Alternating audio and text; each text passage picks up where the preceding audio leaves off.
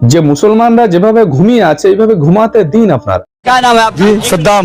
जय श्री राम। सांप के लिए सोते हुए शेर के लिए कभी छेड़ना नहीं चाहिए। मैं भी चाहूंगा, बचा नहीं पाऊंगा आपको। For the love of Allah, we are responding to disasters wherever they strike. For the love of Allah, we are rebuilding lives. আসসালামু আলাইকুম রাহমাতুল্লাহি ওয়া বারাকাতুহু। প্রিয় দেশবাসী, কেমন আছেন সবাই? আশা করছি আলহামদুলিল্লাহ আল্লাহ পাকের অশেষ রহমতে আপনারা অনেক ভালো আছেন। আমি আলহামদুলিল্লাহ আল্লাহ পাকের অশেষ রহমত এবং আপনাদের একান্ত দোয়ায় খুবই ভালো আছি। সো বন্ধুরা, বেসিক্যালি যে ব্যাপারটাকে নিয়ে আজকে আলোচনা করব, আপনারা সকলেই কম বেশি অবগত হয়েছেন যে আগামী কাল অর্থাৎ 22শে জানুয়ারি অযোধ্যায় রাম মন্দির উদ্বোধন হবে। সেই নিয়ে গোটা দেশ জুড়ে তোলপাড়, এমনকি বিদেশি অনেক চিত্র কিন্তু আমরা সোশ্যাল মিডিয়ার মাধ্যম দিয়ে দেখতে পাচ্ছি। সো বন্ধুরা এই রাম মন্দির উদ্বোধনকে কেন্দ্র করে নিয়ে কোনো নিউজ চ্যানেল যখন কাউকে কোনো রকম প্রশ্ন করছে, সেখানে দেখতে পাচ্ছি একটা মানুষের নাম জিজ্ঞেস করছে, মনে করুন তার নামটা বলে দিল একটা মুসলিম নাম, পাশ থেকে কিছু অসাধু হিন্দু সম্প্রদায়ের মানুষেরা, সমস্ত হিন্দুদের কথা বলছি না, কিছু অসাধু হিন্দু যারা দেশের শত্রু, যারা জনগণের শত্রু, যারা ভ্রাতৃত্ব বন্ধনের শত্রু, যারা মানবতার শত্রু, তারা পাশ থেকে গিয়ে জয় শ্রীরামের স্লোগান দিচ্ছে। क्या नाम है आपका? सद्दाम। जय श्री राम। जय श्री राम। এই সমস্ত চিত্রগুলো দেখার পরে আমার মনের মধ্যে এটাই অনুধাবন হচ্ছে যে মুসলমানরা যেভাবে ঘুমিয়ে আছে এইভাবে ঘুমাতে দিন আপনারা, কিন্তু মুসলমানদেরকে কখনো জাগানোর চেষ্টা করবেন না। এই কথাটা আমি একজন মুসলিম সম্প্রদায়ের মানুষ বলছি বলে হয়তো আপনারা তুচ্ছ তাচ্ছিল্য মনে করে ঠাট্টা বিদ্রুপ করবেন, কিন্তু এই কথাটা শুধু আমার কথা নয়। প্রকৃত সনাতনী জানারা, প্রকৃত সনাতন ধর্মের মানুষেরা বা তানাদের ধর্মগুরুরা এই ধরনের মন্তব্য করেছেন।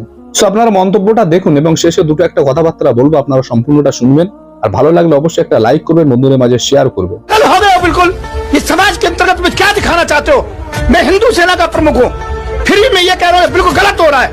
जो लोग शांति से बैठे हो उनको तुम बार बार उंगली कर रहे हो, बार बार उनको छेड़ रहे हो। आप सोते हुए सांप के लिए, सोते हुए शेर के लिए कभी छेड़ना नहीं चाहिए। मैं भी चाहूंगा, बचा नहीं पाऊंगा आपको।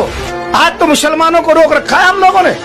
एक बात का ध्यान रखना, यदि मुसलमान उफन गया तो लंका जैसी हालत हो जाएगी। मैं मुस्लिम भाइयों से कहूंगा, किसी प्रकार से उत्तेजित नहीं होना है। और मैं ये कहता हूँ, जहां तुम अजान के लिए मना करोगे, जहां आप जो की नमाज अदा करने के लिए मना करोगे, पहले मैं नमाज अदा करूंगा वहां पर जाकर के, मुस्लिम भाइयों को सहयोग करूंगा, कोई दिक्कत नहीं है। बताइए, आप नमाज पढ़ेंगे?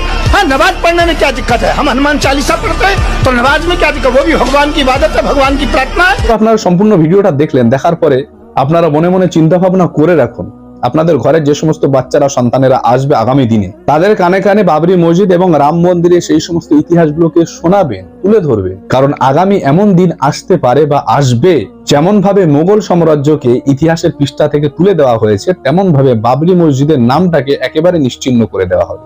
সো বন্ধুরা, এই সমস্ত ইতিহাসগুলোকে কিন্তু আমাদেরকে কালেক্ট করে আমাদের আগামী জেনারেশন যারা রয়েছেন তাদেরকে কিন্তু শোনাতে হবে। আর রাম মন্দির উদ্বোধনকে কেন্দ্র করে কিছু দুশ্চরিত্রের মানুষেরা আপনার পাড়ায় পাড়ায় গিয়ে উস্কানিমূলক মন্তব্য করবে, আপনারা খবরদার কখনো কোনো সময়ের জন্য কোনো উস্কানিতে যেন আপনারা প্রভাবিত হবেন না, আপনারা প্রতারিত হবেন না, আপনারা আপনাদের নিজস্ব জায়গায় থাকুন। তো বন্ধুরা, আজকের ভিডিওটা এই পর্যন্ত, দেখা হচ্ছে আগামী ভিডিওতে। সকলে সুস্থ থাকবেন, ভালো থাকবেন। আসসালামু আলাইকুম ওয়া রাহমাতুল্লাহ।